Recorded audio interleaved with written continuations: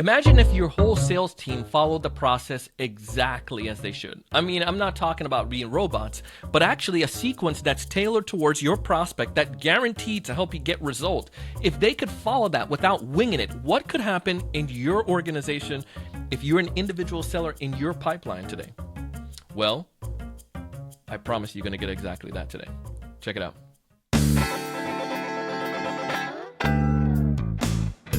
Hey, everyone. Welcome to another great episode of the Sales Evangelist Podcast. I'm your host, Donald C. Kelly, the Sales Evangelist, and I'm so excited for another great episode. I'm so excited to be here with you today. And on this episode, I have the one and only, come on, man, I got Mr. Mike, I got Greg. Let me tell you a little bit about them real quick. Mike Latch and Greg Murphy, they both actually work together, and Mike started off as one of the technical side of the organization, wasn't a seller, came to get his first sales job, and I'll tell you, you'll hear the story on that. But the point is, Greg hired him. Greg was that leader that guided him, gave him a process, and they thrived, and they were succeeding, and the company was growing. So fast forward, years later, they decided to write a book, and they're writing a book about how that process worked then, how it worked in multiple companies, and how it's working for them right now. And I'd love for you to check it out. You'll find information in the show notes. If this is your first time listening to our podcast, it's geared towards helping you to not only generate new opportunities, but to be able to help the deals progress faster. And in this case today, give you some ideas of how you can make the deals progress, how you can help your team if you're a leader, and if you're an individual contributor, how you can make sure that you are following a sequence that's going to work for you. Go ahead and connect with me on LinkedIn if you haven't done so already, Donald C. Kelly. But as we dive in, you're going to hear the answer to that story about what happened when this technical guy, Mike, came to a seasoned sales leader, Greg, and tried to get a job. It was, I won't tell you. Listen and hear what they say at the beginning here. Check it out. Greg, Mike, welcome to the show. I'm excited to have you all. Great to be here, Donald. Yeah, thank you, Donald. So I bragged about you a little bit in a teaser there, and I talked about your experiences, how you two have interacted together and worked together, your experiences, both of you, from Mike's technical side to becoming a seller, Greg, from your experience, leading teams, working with organizations, and how you all wrote a book. But I would like for you to take a second and just talk to us about the book and why that's so pivotal right now, and how, and we'll relay that into the topic that we're having. Sure. I'll go first. So the reason that we wrote a book is because at the last company where Greg and I worked together as CRO, Greg is CRO and me as a Chief Innovation Officer, we created a lot of innovative tech that really helped that company grow much faster than its competitors, as well as it could onboard new reps and get them up selling like a veteran rep in a few weeks rather than like 6 or 9 months or so. And so we would explain so often how we were able to do that, and we were like, someday we should write a book so that it's not just people that we're talking to that can get this stuff, because the stuff that we know really should be practiced by a lot more companies, we think. Fair enough. I like that. So with that being said, tell us the name of the book and so forth. We're going to plug it into the show notes as well. Yeah, so the name of the book is called Sales Sucks. But what we're doing... That's why I wanted them to say it. See, it's so amazing. And we don't think that sales sucks at all. It's a homage to how I thought about sales before I did sales. Yes, and it's the idea that we believe that but it doesn't have to. And so we kind of just want to create a step-by-step process of the success that Mike and I have experienced through our career together. And even gone out on our own a few times. But it's in a boom or bust market, and we just wanted to share some of those practices and techniques we utilize. So with that being said, Mike, you came into the process as a seller that didn't have sales experience. You came from a technical component, and then you got involved in sales. Greg, with his magicry, was able to make you into an amazing seller. And I know the sales leaders listening to this and the individual contributors, they're like, Donald, what did Greg do to help Mike? And how can he help me to be able to get 2 more sales out of my sales team? Or if I'm an individual contributor, to get 2 more sales. Anyone would give to get that added to their pipe right now. Let's walk through that. Talk to me about what is that What's that process like to help a seller elevate themselves to start getting 2 more sales? And maybe you could start off with your story, Mike. Like, what happened that made you get to this point? You both can fill in here. So I'm sitting back with popcorn ready to listen. Yeah, sure. It's a neat story if I do say so myself. So of course you would. Like, yeah, that's right. So like we were saying a little bit earlier, I have a technical background. I started as a physicist, an R&D engineer for defense contract after school. And my dad was an engineer earlier in his career, and so was my mom's dad.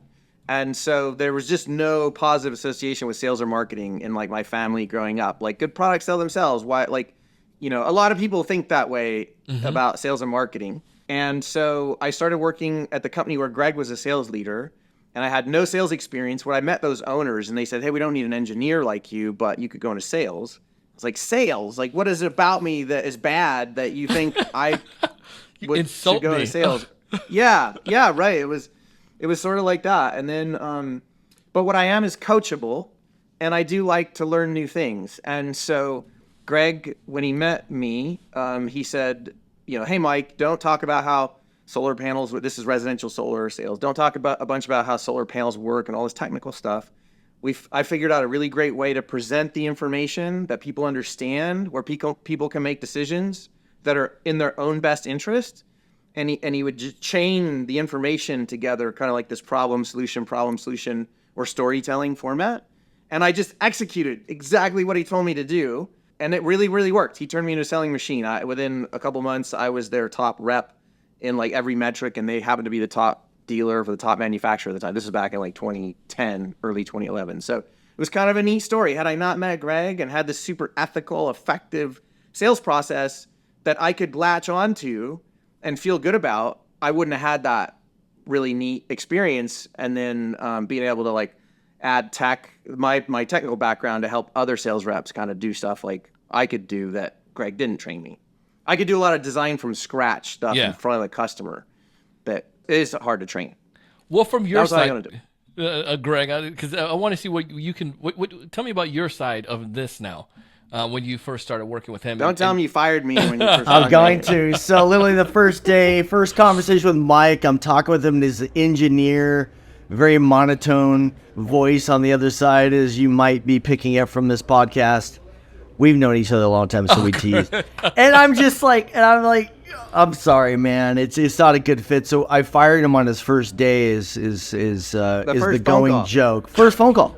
And it's not a good fit, Mike. Come on. And he responded back, and he attributed himself as being very smart and coachable and competitive. And so those are the key traits I look for in somebody. I'm going, wow, if he's willing to do that, let's give it a shot. And I did. And he came in and he just took everything. He memorized everything we said and did, and how we dialed it in, and he was able to communicate in a very effective way, and he did, because he didn't have time to like figure out, should I say it another way? Should I try it this way? What about? Because he goes, he's an engineer. If you're saying if I do this, I get that result, I'm gonna do just that, and I'll measure it. If I don't get the result, then let's go fix the process. So he came in and he literally crushed it. And so the other sales team and the leaders were like going, who is this guy? How's he doing it? And it was just that. Mike would stand up and say, I just started following the process, and process works. And we built a career off of that. I would love to hear, and our listeners now, we set them up just for the knockdown now. What is that process that we should be following? What did you do to help him that could potentially help us to get 2 more sales out of every seller? We think about it as when people think of scripts, there's a bit of a cringe factor that tends to happen when they think of scripting, right? But we think about it as like a movie. And if you think about like Top Gun, when you watch that movie, it brings you on this emotional ride, and you can remember pieces of that movie that were super impactful, without made even you trying. Laugh, made you cry. But what people forget about is that Tom Cruise studied a script. That's a script that he followed, but he applied his own personality to it. And it brings you on this emotional arc right? A lot of folks think of a script as like, I'm going to lay out these historical facts of how things are, and they never learn how to really apply it with aloha and care and bring their own personality out into it. And so that's like kind of the key steps there. And Mike just did that really well without adding drama or overthinking it. So if I'm starting with a team and I have some folks here, and I'm trying to get them to perform, maybe they're in the Mike steps. So I need to first create a script to help them.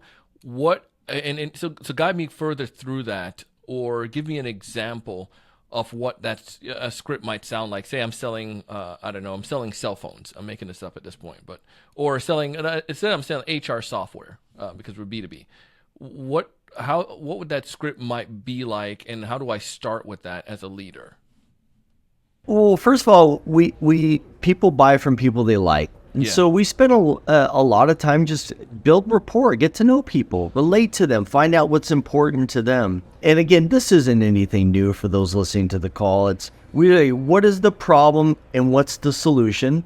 And we restate that problem and solution in a way that a person would understand that, right? And it's so gosh, you're having retention problems. Well, that's the problem. Well, with our software, what we're able to do is we're going to be able to increase your retention by 10%. Isn't that incredible? Yes, get the people to agree. If you can do that for me, that would be awesome. And then you go and state a different problem again. Show them how your software, then again, we're going to create the solution. And then the problem, and then state the solution again, how we're going to solve it together. Is really a simple approach to it. Backing up a step, the outlook that Gregg had is like super effective and scalable. And it's basically this. It's that, hey, there's only so many minutes that I'm going to have during this sales appointment. And I know a lot of the questions that are going to be asked. And I know what is important to a lot of the people that I talk about that are considering buying this product or service. So I'm actually doing every single future customer a disservice by not doing a ton of homework and putting a ton of effort into what is the best way to explain all the topics I need to explain to them, and what is an ideal way to chain those things together.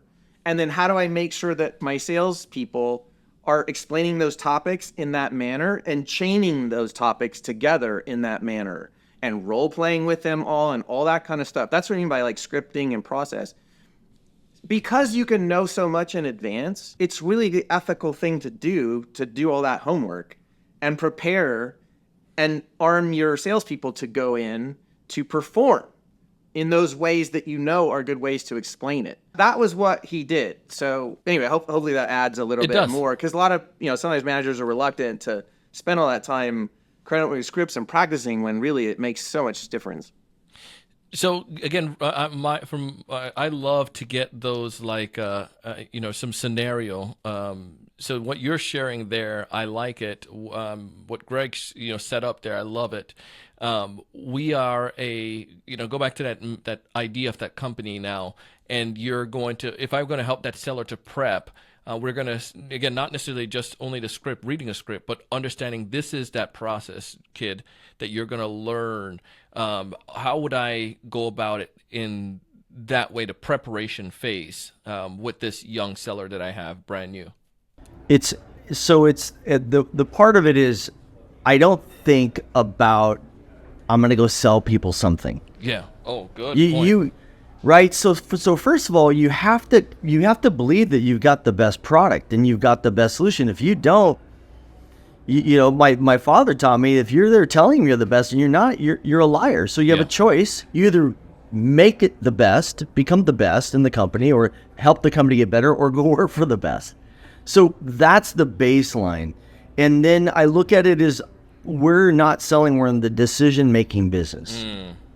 So my only job is to go there and to learn what their problems are. I'm going to prep. I'm going to learn about who they are as a client, learn what their issues are. We did a lot of this in the solar energy industry, and so people were going to spend a lot of money towards the utility, and we had another solution to that. And we would just show them, this is your current situation, and we can offer this one. Out of these two, which one makes the most sense to you? and we would just help people make little mini decisions along the way.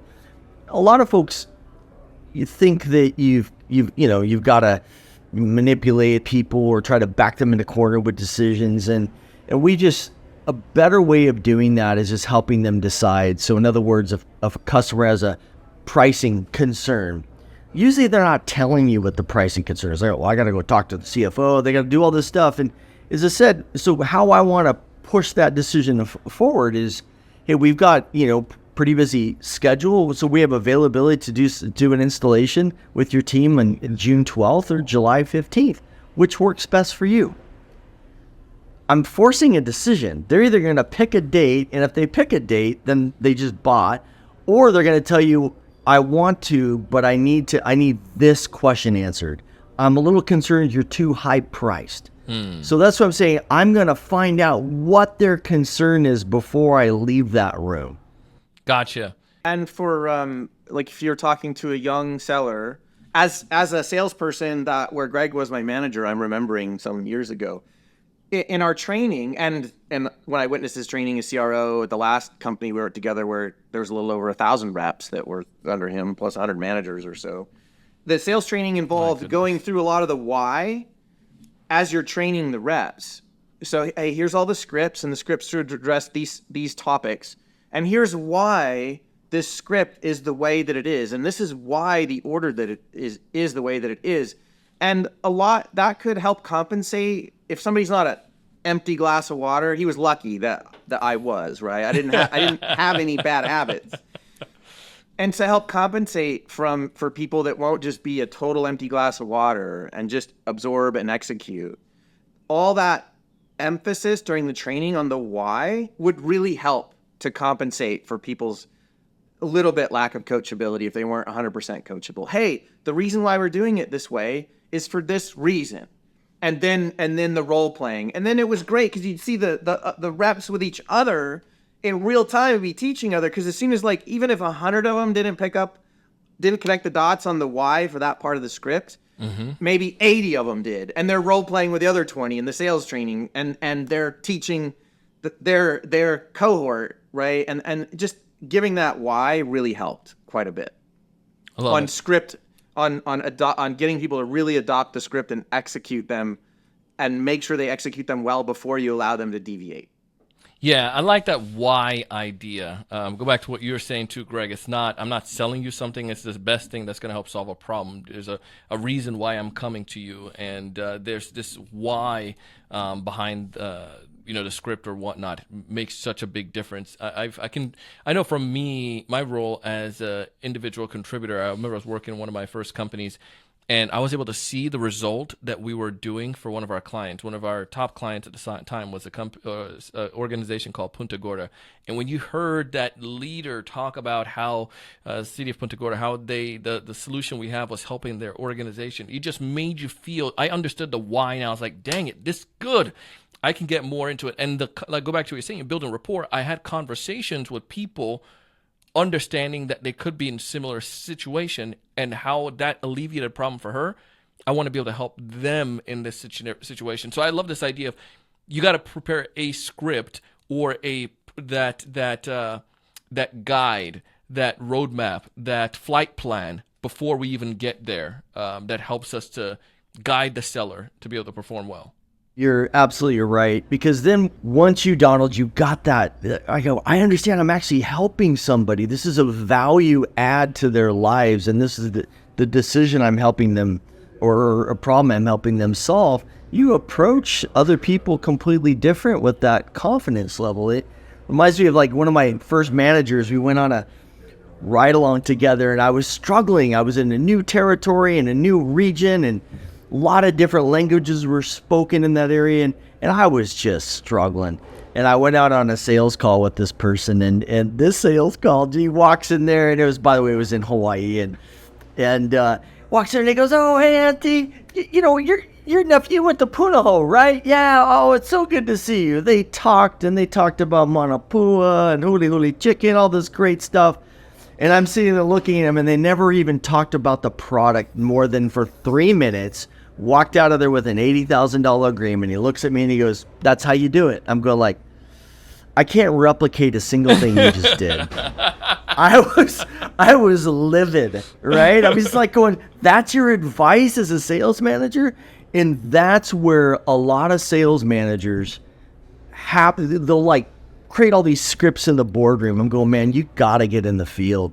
You got to practice them. You got to test them to validate that they're actually going to work and that it makes sense to the client that you're delivering them to. So I'm an advocate, man, get in the field as much as you can. Learn the market because it's always transitioning and changing. And a big benefit that wasn't obvious when I first started working for Gregg is that with that methodology of like, hey, most interactions that you're going to be in can be planned for in advance.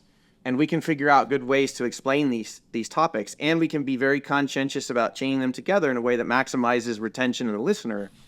If you have all that in place, it just so happens that it unlocks a tremendous amount of facilitation with technology that otherwise wouldn't be possible. And that's where a lot of the magic happened at particularly large scale. You know, like I said, we got to a little bit over $1 billion run rate in sales from 50 or 60 million over 5 years.